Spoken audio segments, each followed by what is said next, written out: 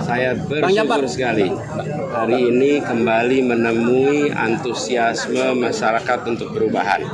Sumatera Selatan luar biasa hari ini berkumpul di tepi Sungai Musi, dan kalau bicara tentang suasana ini terik mataharinya luar biasa dan orang tidak bergerak. Semua sampai akhir. Padahal kalau bicara panas, amat panas. Tapi panas itu tidak melumerkan semangat.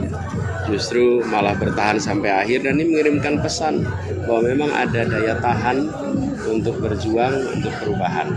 Apa yang tadi disampaikan? Tadi saya sampaikan kondisi hidup hari ini, kondisi ekonomi hari ini penuh dengan tantangan.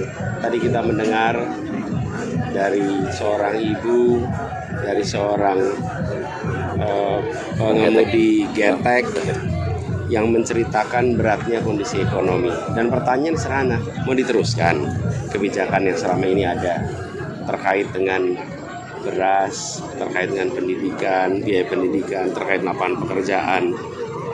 Semua jawabnya tidak ingin perubahan. Karena itu kami menawarkan pada semua perubahan di mana kebijakan ekonomi berorientasi pada penyediaan lapangan pekerjaan. Tata niaga pangan diubah supaya petani, peternak, nelayan mendapatkan penghasilan lebih baik, tapi harga-harga kebutuhan pangan di rumah tangga harganya terjangkau. Dengan tata niaganya diubah. Keseriusan kami ada pada aspek ini, dan itu akan menjadi program 100 hari pertama supaya kita segera merasakan dampak perubahan di dalam kehidupan ekonomi rumah tangga kita. Itu pesan dari Sumatera Selatan, dari Palembang, yang kita akan bawa ke seluruh Indonesia. Ketua TPD kita target suara. Pak, Presiden menyatakan boleh berkampanye, boleh mendukung gitu. Saya udah komentar 2 kali hari ini, pakai yang ada aja. Oke, Mas Anies, dan nggak diulang. Kalau di Palembang sendiri, apa sih perubahan yang ataupun juga titik-titik strategis apa yang mau dirubah oleh Mas Anies sendiri? Palembang menjadi satu dari 40 kota yang akan ditingkatkan sehingga kota ini bisa menjadi penggerak perekonomian di kawasan selatan Sumatera. Kenapa kita berencana membangun lebih dari 40 kota ditingkatkan? Karena kita ingin meratakan pembangunan. Bukan dengan membangun satu kota di satu lokasi, tapi dengan meningkatkan 40 kota yang ada menjadi kota yang lebih siap untuk mendukung kegiatan perekonomian, mulai dari industrialisasi, mulai dari jasa, dan itu artinya meningkatkan fasilitas dasar. Infrastruktur dasar apa itu? Transportasi, kebutuhan air bersih, kemudian transportasi umum ya, kemudian air bersih, gas, termasuk jalan-jalan non-tol, jalan-jalan umum, jalan nasional, jalan daerah, sehingga kegiatan perekonomian sekitar kawasan perkotaan ini menjadi tumbuh berkembang. Nah, Palembang termasuk kota prioritas untuk di-upgrade agar nantinya menjadi kota yang modern, maju, dan menggerakkan perekonomian. Pak, akhir-akhir ini fenomena kriminalitas premanisme marak di Palembang khususnya. Apa strategi Pak Anies untuk memberantas ini yang sepertinya akut sekali di Palembang ini? Sudah terkenal stigma stereotip tentang Palembang itu kota yang keras. Ya, nanti saya harus cek dulu seperti apa kondisinya, baru saya bisa beri jawaban. Ya. Sekarang saya ingin tentang TPD, saya ingin Pak Fauzi Amro menjelaskan tentang target dan rencana. Pak Fauzi, ya.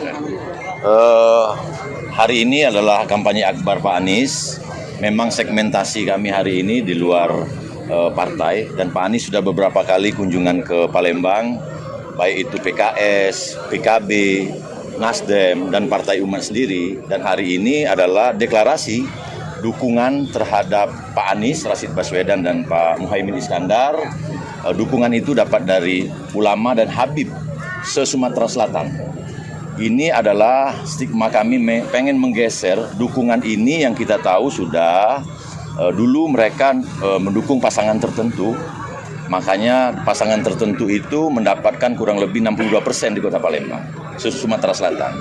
Dan hari ini para Habib, para ulama sudah bersatu. Harapan kami sekali lagi, ini pesan moral ini disampaikan oleh Habib ke kabupaten, kecamatan, ke desa, ke masjid, ke langgar-langgar yang ada di Sumatera Selatan, agar suara Pak Anies, Pak Amin nomor urut 1 ini minimal target kami 60% di Kota Palembang, di Sumatera Selatan. Dan ini merupakan, dan survei Pak Anies di Sumatera Selatan itu mengalami kenaikan dan tidak pernah stagnan. Nah, mudah-mudahan dengan waktu yang 19 hari lagi ini, pasangan nomor urut 1 didukung oleh Habib dan ulama bisa memenangkan pertarungan pemilu di Sumatera Selatan, minimal target kami 60%. Nah, ini saya sampaikan begini. Sumatera Selatan bukan basis orang. Sumatera Selatan basis perubahan. Siapa yang berada di dalam barisan perubahan itu yang didukung. Betul ya? Kira-kira. Inilah yang akan kita tegaskan, bahwa kami membawa pesan perubahan.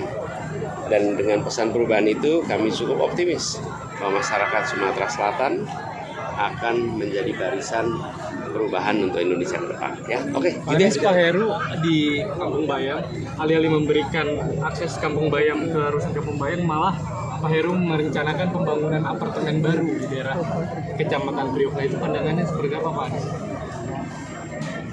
Apartemen untuk Rusun baru untuk warga Kampung Bayam juga. saya belum cek detailnya, saya belum bisa komentar.